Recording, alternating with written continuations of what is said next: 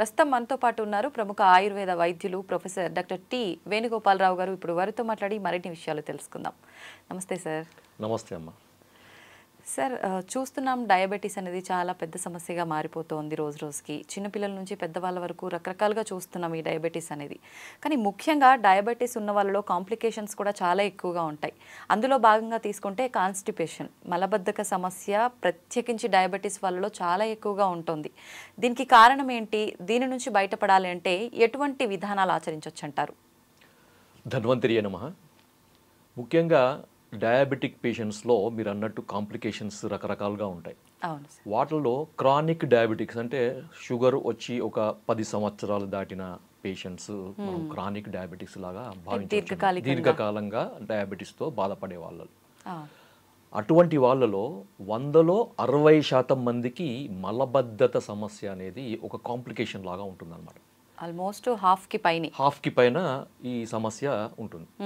కాకపోతే ఏంటంటే చాలా మంది దీనికి ఏదో రకరకాల చిట్కాలు, గృహ వైద్యాలని, చిన్న చిన్న రెమెడీస్ అని, లేదంటే ఏదో చూర్ణాలని, లేకపోతే ఇంకేదో టాబ్లెట్స్ అని రకరకాలుగా వాడుతుంటారు. కానీ ఆయుర్వేద పరంగా ఈ సమస్యకి ఒక స్పెసిఫిక్గా కొన్ని రెమెడీస్, కొన్ని మనకి మూలికలు ఆయుర్వేదంలో ఉన్నాయన్నమాట. సో ఆ సమస్యకు తగిన విధంగా మనము మందు వాడితే ఈ సమస్య నుంచి బయటపడవచ్చు. ఇది ఎలా ఉంటుందంటే మీకు చిన్న ఎగ్జాంపుల్ చెప్తాను. మనకి మలబద్ధతకు సంబంధించిన మందులు చాలా ఉన్నాయి, కొన్ని వందలు ఉన్నాయి. దాంట్లో త్రిఫల చూర్ణము, పంచసకార చూర్ణం అని ఇట్లా చాలా అంటే చాలా ఉన్నాయి. అవన్నీ కూడా ఆయుర్వేదంలో చెప్పబడ్డాయి. కానీ వాటికి ఒక ప్రత్యేకమైన ఒక అంశం ఉంటుందన్నమాట. అంటే ఎక్కడ వాడాలి అనే దాన్ని బేస్ చేసుకొని దాన్ని ఫార్ములేట్ చేశారనమాట. అంతే తప్ప ప్రతి మలబద్ధతకు సంబంధించిన మెడిసిన్ ప్రతి కండిషన్లో ప్రతి ఒక్కరిలో పనిచేయదు.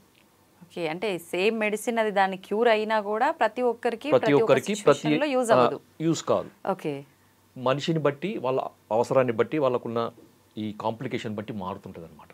ముఖ్యంగా ఈ ఎవరిలో అయితే ఈ మలబద్ధత సమస్య, ప్రమేహ వ్యాధి అంటే మనకి డయాబెటిక్ పేషెంట్స్లో ఉంటుందో వాళ్ళకి రావడానికి కారణం ఏందో ముందు చూద్దాం మనం.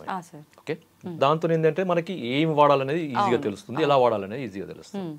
సో దాంట్లో ముఖ్యంగా ఏంటంటే క్రానిక్ డయాబెటిక్ పేషెంట్స్లో మనకి పేగుల కదలికకు సంబంధించిన నరాల వ్యవస్థ ఉంటుందన్నమాట. అంటే మనం భోజనం చేసిన తర్వాత ఈ పేగుల కదలికను అది మనకు కంట్రోల్ చేసే ఒక నరాల వ్యవస్థ ఉంటుంది. ఆ నరాల వ్యవస్థ అనేది పేగుల గోడల్లో సన్నటి నరాలతోని ఎండవుతుంది అనమాట. మనకి వెంట్రుక ఎంతైతే మందంగా ఉంటుందో అంత సన్నటి ఈ నరాలు మనకి ఎండ్ పార్ట్స్ ఆఫ్ ది ఈ గట్ అంటారు. సో అక్కడ సప్లై చేస్తుంది. సో ఈ షుగర్ వ్యాధి వచ్చిన వాళ్ళలో ఏమవుతుందంటే ఆ సన్నటి నరాల వ్యవస్థ అనేది దెబ్బతింటుంది అనమాట, డ్యామేజ్ అవుతుంది. అంటే క్లోజ్ అవ్వడము అలా ఉంటుంది, డ్యామేజ్ అవుతుంది అనమాట. అంటే అది పని చేయదన్నమాట. సో దానికి ఏదైతే పని మనం ఉంటుందో, ఏదైతే పని చేయాలో ఆ పని చేయదు అది, ఎందుకంటే అది డ్యామేజ్ అయిపోయింది. ఫర్ ఎగ్జాంపుల్ మనకి లైట్ వెలగాలంటే వైర్ కావాలి. వైరే సరిగా లేదంటే, వైర్ డ్యామేజ్ అయింది అనుకోండి, ఏమవుతుంది? సో అదే విధంగా మనకి వైరింగ్ సిస్టమ్ అనమాట మన బాడీలో, నర్వస్ సిస్టమ్ అంటే. సో ఇక్కడ మనకి పేగుల కదలికి సంబంధించిన నరాల వ్యవస్థలో సన్నటి నరాలు అనేవి దెబ్బతినడము, డ్యామేజ్ కావడం దీంట్లో జరిగేది అనమాట. అది కూడా కొంతమందిలో షుగర్ కంట్రోల్ ఉన్నా కానీ డ్యామేజ్ అవుతుంది, కొంతమందిలో షుగర్ కంట్రోల్ కాకుండా ఎక్కువగా ఉన్నప్పుడు కూడా డ్యామేజ్ అవుతుంది అనమాట. ఎందుకని సార్ అలా? ఇప్పుడు షుగర్ ఎక్కువ ఉన్నప్పుడు అంటే నిజంగా మీరు అన్నట్టు అన్ని ఆర్గాన్స్ పైన ఎఫెక్ట్ పడుతుంది ఇలా అంటారు కదా, మరి కంట్రోల్లో ఉన్న వాళ్ళకి కూడా కంట్రోల్లో ఉన్న వాళ్ళకి కారణం ఏంటంటే వాళ్ళ శరీర తత్వం. ఓకే, దీన్ని ఫినోటైప్, జీనోటైప్ అంటారు. శరీర ప్రకృతి అని ఆయుర్వేదంలో అంటారు అనమాట. బై డిఫాల్ట్ వాత తత్వం ఉన్న వాళ్ళు ఉన్నారు అనుకోండి, వాళ్ళకి షుగర్ లేకున్నా మనకి కాన్స్టిపేషన్ ఉంటుంది, ఇంకా షుగర్ వస్తే ఇంకా కాన్స్టిపేషన్ అనే ఎక్కువ వస్తుంది అనమాట. సో అది మనకి కాన్స్టిట్యూషన్ పరంగా కూడా మనకి డయాబెటిక్ కంట్రోల్లో ఉన్నా కానీ వాళ్ళ శరీర తత్వాన్ని బట్టి ఈ సమస్య వచ్చే అవకాశం ఉంటుంది అన్నమాట. ఓకే, సెకండ్ వచ్చేసి మరి దీనికి ఈ సమస్య నుంచి బయటపడడానికి మనం ఏం చేయాలి, రెండవ ప్రశ్న కదా. సో దీనికి ఏంటంటే మా క్లినిక్లో మేము దాదాపు ఒక 20 ఏళ్ళ నుంచి ప్రాక్టీస్ చేస్తున్నాం. డయాబెటిక్ పేషెంట్స్ చాలామంది వస్తుంటారు, వేల మందిలో మేము చూస్తుంటాం. సో వాళ్ళలో మేము ఎక్కువగా ఈ ఒక మూలికను మేము ఇస్తుంటాం అనమాట. సో అది చాలా అద్భుతంగా పనిచేస్తుంది. అది ఈ రోజు మన ప్రేక్షకుల కొరకు మనం చెప్తున్నాం అనమాట. సో దాని పేరు ఏంటంటే చూడమ్మా, ఇది ఏ మూలిక సార్ ఇది? దీని పేరు కట్టుక్క రోహిణి అమ్మ. తెలుగులో దీన్ని కట్టుక్క రోహిణి అంటారు. కట్టుక్క రోహిణి. దీన్ని ఆయుర్వేదంలో కుట్టుకి ఆర్ కట్టుకి అని అంటారు. సో దాదాపు అన్ని భాషల్లో కూడా కట్టుక రోహిణి లేదా కుట్కి అని అంటారు. హిందీలో కుట్కి అంటారు. సో సంస్కృతంలో కట్టుకి అని అంటారు. హిందీలో కుట్కి, తెలుగులో కట్టుక రోహిణి. కట్టుక, కుట్టుకి, కట్టుకి ఇవంతా ఆల్మోస్ట్ అన్ని లాంగ్వేజెస్ లో వస్తుంది. సో మీరు మార్కెట్లో కట్టుక రోహిణి అంటే మనకి ఈజీగా దొరుకుతుంది. ఇది చెట్టుకు సంబంధించిన వేరు భాగం అన్నమాట. మనకి ఇది ఎక్కువగా హిమాలయాల్లో పెరుగుతుంది అన్నమాట. హిమాలయాల్లో పెరిగే మూలిక ఇది. ఇప్పుడు మామూలుగా మనకి స్టోర్స్ లో మనకి ఆయుర్వేదం మూలికలు అమ్మే షాప్స్ దొరుకుతుంది.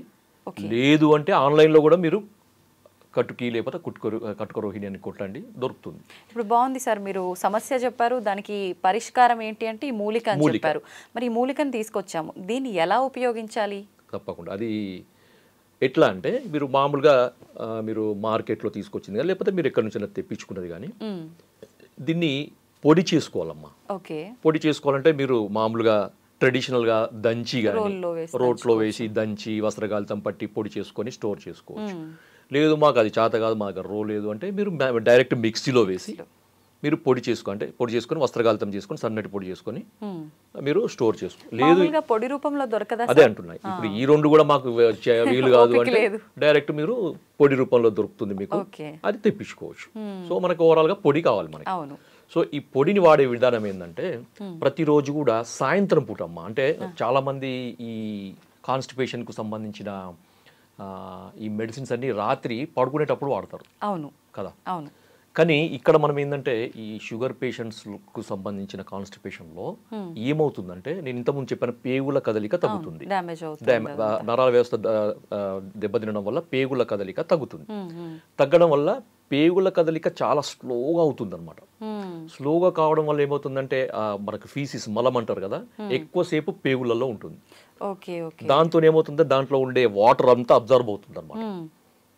అబ్జర్వ్ కావడం ఏమవుతుంది, అది గట్టిగా అవుతుంది, హార్డ్ స్టూల్స్ అంటారు కదా. సో ఈ హార్డ్ స్టూల్స్ వల్ల వీళ్ళు మోషన్ పోవడానికి చాలా ఇబ్బంది పడుతుంటారు. సో బలవంతంగా ముక్కాల్సి వస్తుంది. కొంతమందికి బయటికి వచ్చినా కానీ ఇది హార్డ్ ఉండడం వల్ల ఏమవుతుందంటే అక్కడ ఉరుచుకుపోయినట్లయి బ్లడ్ కూడా పడుతుంది అనమాట. కొంతమందికి అక్కడ తట్టుకొని పోతుంది. తర్వాత కొంతమందికి ఇన్కంప్లీట్ సెన్సేషన్, మోషన్ పోయినా కానీ ఇంకేదో మిగిలిపోయినట్టుండే సెన్సేషన్ వస్తుంది. ఇవన్నీ కూడా ఈ డయాబెటిక్ కాన్స్టిపేషన్ ఉండే లక్షణాలు. కొంతమందికి ఇంకా ఎట్లుంటుందంటే ఇంకా కొంచెం ఎక్కువ ఏజ్ వాళ్ళంటే 70-75+ ఇయర్ వాళ్ళలో ఈ కాన్స్టిపేషన్ చాలా ఏళ్ళ నుంచి ఉండి ఇబ్బంది పడుతున్న వాళ్ళు ఏమవుతుందంటే ఈ ఉండల్లాగా తయారవుతుంది అనమాట మళ్ళీ. సో వేలు పెట్టి బయటికి తీయాల్సిన పరిస్థితి.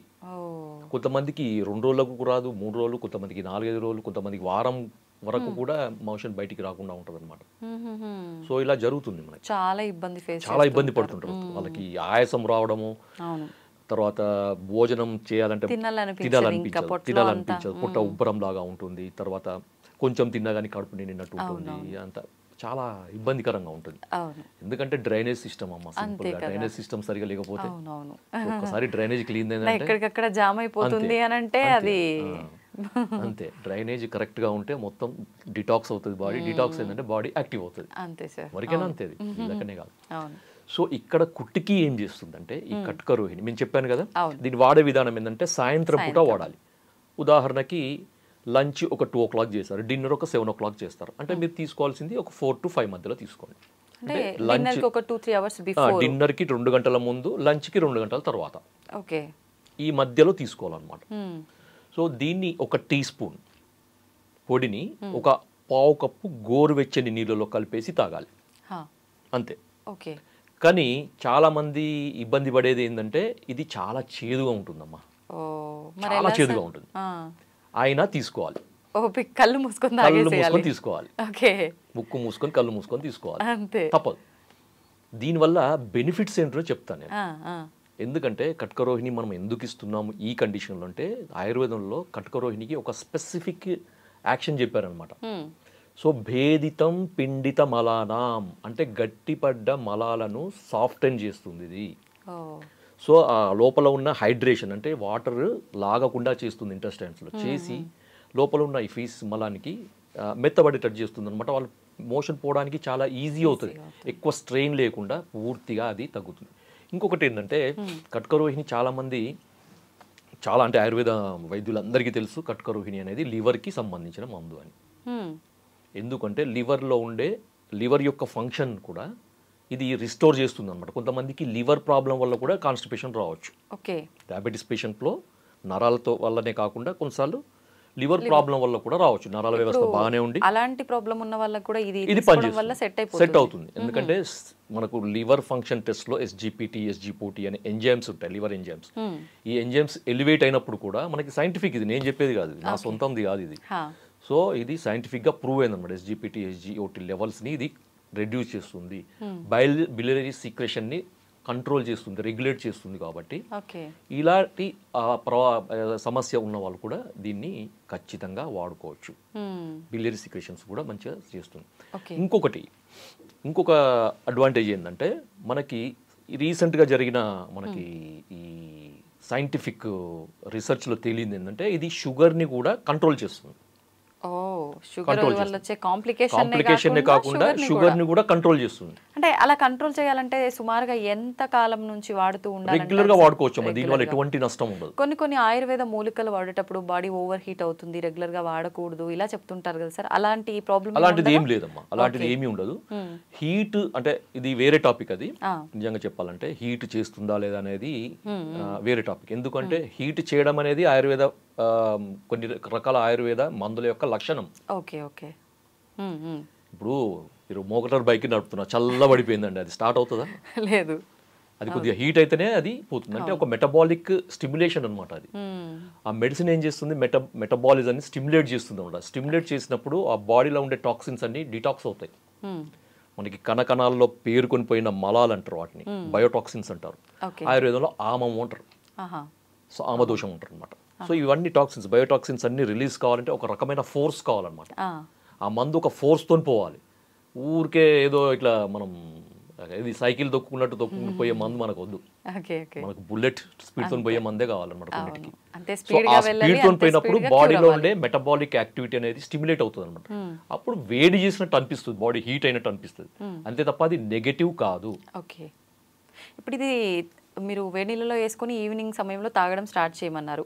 స్టార్ట్ చేసిన మరుసటి రోజు నుంచి ఫలితం ఉంటుందా, లేదంటే కొన్ని రోజుల పాటు వాడిన తర్వాత ఉంటుందా? అది మనం వ్యక్తిగతంగా మారుతుందమ్మా, ఇండివిజువల్గా మారుతుంది. కొంతమందికి నెక్స్ట్ డేనే, లేకపోతే ఆ రోజు నైటే, లేకపోతే మిడ్ నైటే మోషన్ ఫ్రీ కావచ్చు. లేదంటే కొన్ని రోజులు వాడంగా కొంచెం ఫ్రీగా అవుతుంది. కానీ మీరు రెగ్యులర్గా వాడుతుండండి, షుగర్ కూడా కంట్రోల్ అవుతుంది. ఇది నేను చెప్పింది కాదు, సైంటిఫిక్గా ప్రూఫ్ అయింది. ఎందుకంటే దీంట్లో ఉండే మనకి దీన్ని లాటిన్లో పిక్రోరైజా కుర్వా అంటారు దాన్ని. ఓకే, దీన్ని ఇంగ్లీష్లో మనకి టెక్నికల్గా ఈ ఏమంటారు ట్రేడ్ నేమ్ ఏంటంటే హెలిబోర్ అంటారు, హెలిబోర్. సో దీంట్లో పిక్రోరైజిన్ అనే ఒక కెమికల్ ఉంటుందన్నమాట, ఒక బయోకెమికల్ రసాయనం. దాంట్లో బయోకెమికల్ అంటారు, లేకపోతే యాక్టివ్ ఇంగ్రీడియంట్ అంటారు, ఫైటోకెమికల్స్ అంటారు. సో ఇది ఏం చేస్తుందంటే మనకి బ్లడ్లో ఉండే మనకి ఇన్సులిన్ కావాలి కదా, మనకి బ్లడ్లో ఉన్న రక్తం అనేది కణాలకి పోవాలంటే ఇన్సులిన్ అవసరం. ఓకే, తర్వాత ఈ ఇన్సులిన్ ఇన్సులిన్ యొక్క సమక్షంలో ఈ ఏమంటారంటే ఈ షుగర్ అనేది లోపలికి పోవాలంటే ఒక ట్రాన్స్పోర్టర్ సిస్టమ్ కావాలన్నమాట, GLUT4 అంటారు దాన్ని. ఓకే, ఆ ట్రాన్స్పోర్ట్ అనేది మనకి కణాలలో ఉంటుంది, శరీర కణాలలో ఉంటుంది అనమాట. సో ఆ ట్రాన్స్పోర్ట్ ద్వారానే ఈ షుగర్ అనేది బ్లడ్ నుంచి లోపలికి వస్తుంది, లేదంటే బ్లడ్లోనే పేరుకొని పోతుంది. సో ఆ ట్రాన్స్పోర్ట్ సిస్టమ్ సవ్యంగా పనిచేయాలంటే ఇన్సులిన్ కావాలి. సో ఈ దీంట్లో పిక్రోరైజిన్ లేకపోతే కుట్కిన్ ఏం చేస్తుందంటే ఈ మన శరీర కణాలలో ఉండే ఈ GLUT4 ట్రాన్స్పోర్ట్ని సెల్ ఇట్లా ఉంటుంది కదా కణం, ఆ కణం యొక్క పొరకి చేరుస్తుంది అనమాట. దీన్ని ట్రాన్స్లోకేషన్ అంటారు అనమాట. అంటే మనకి గ్లూకోజ్ ట్రాన్స్పోర్టర్స్ని ట్రాన్స్లోకేట్ చేసే యాక్టివిటీ ఉంది. కాబట్టి ఏంటంటే రక్తంలో ఉన్న షుగర్ అనేది సెల్ లోపలికి వస్తుంది, మన శరీర కణాలలోకి వస్తుంది, దాంతో రక్తంలో ఉండే షుగర్ తగ్గుతుంది. ఓకే ఓకే, అర్థమైందా? ఈ రకంగా డయాబెటీస్ కూడా ఈ రకంగా మనకి 2 రకాల బెనిఫిట్స్. అవునవును. కొంతమందికి షుగర్ కంట్రోల్ లేకపోవడం వల్ల నరాలు డ్యామేజ్ అయ్యి కాన్స్టిపేషన్ రావచ్చు. అలాంటి వాళ్ళకి షుగర్ తగ్గిస్తుంది, కాన్స్టిపేషన్ రిలీవ్ చేస్తుంది. సేమ్ టైం రెండు తగ్గిస్తుంది. లేదు మీకు షుగర్, మీకు కాన్స్టిపేషన్ లేదు, కొంతమందికి డౌట్, ఇప్పుడు వీడియో చూసే వాళ్ళకి చాలా డౌట్లు వస్తాయి.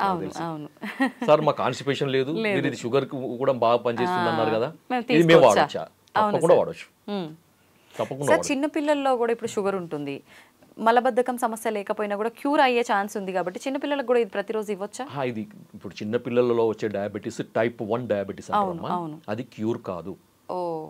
అది క్యూర్ కాదు, ఎందుకంటే అక్కడ ఇన్సులిన్ సిక్రెట్ చేసే ప్యాంక్రియాటిక్ బీటా సెల్స్ పూర్తిగా డ్యామేజ్ అవుతాయి, లేకపోతే అబ్సెంట్ అన్న ఉంటాయి. సో దానికి వేరే లేదు, వేరే ఆల్టర్నేటివ్ లేదు దానికి. సో దానికి కొన్ని రకాల టెస్టులు ఉంటాయి. ఒకవేళ మనకి ఏదన్నా ఉంటే తెలుసు, జెనెటికల్ రీజన్ కానీ లేకపోతే ఇంకేదన్నా ఆటో ఇమ్యూన్ రీజన్ కానీ ఏదన్నా ఉండొచ్చు కొంతమందిలో.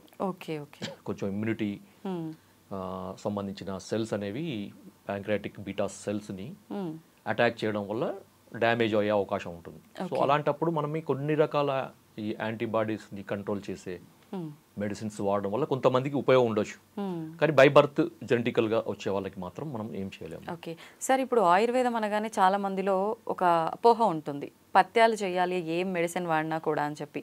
ఇప్పుడు ఈ మూలికలు ప్రతిరోజు వాడమన్నారు, దీంతో పాటు మనం ఎవ్రీడే ఏదైతే ఫుడ్ తీసుకుంటున్నాం అదే ఫుడ్ కంటిన్యూ చేయొచ్చా, ఏదైనా స్కిప్ చేయాల్సి ఉంటుందా? ఏమి చేయాల్సిన అవసరం లేదు, మీరు రెగ్యులర్గా వాడే ఫుడ్ని అలాగే వాడండి.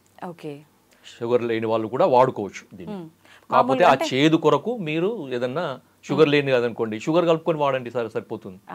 బెల్లం పొడి అంతే కలుపుకోవచ్చు, తేనెనో బెల్లం పొడో లేకపోతే షుగరో లేకపోతే కండ శర్కర ఏదో ఒకటి కలుపుకొని తీసుకోవచ్చు. అంటే ఇప్పుడు మలబద్ధకం సమస్య ఉండి షుగర్ లేని వాళ్ళకి రోజు తీసుకోవచ్చు, లేని వాళ్ళకు ఇప్పుడు నేను చెప్పిన దానికి షుగర్ ఆ టేస్ట్ చేదు మీకు నచ్చకపోతే మీరు ఈ విధంగా దానికి కొద్ది ఆల్టరేషన్ చేసుకొని వాడుకోవచ్చు, నో ఇష్యూ. ఇది ఓన్లీ వాటర్ లోనేనా, పాలల్లో అలా కూడా? పాలల్లో వాడద్దు, ఎందుకంటే ఇది చేదు కదా.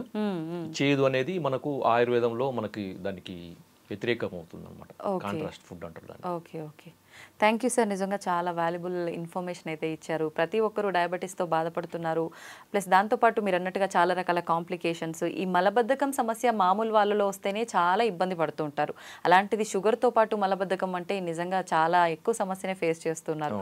అటువంటి వాళ్ళకి చాలా మంచి ఇన్ఫర్మేషన్ ఇచ్చారు sir, thank you very much.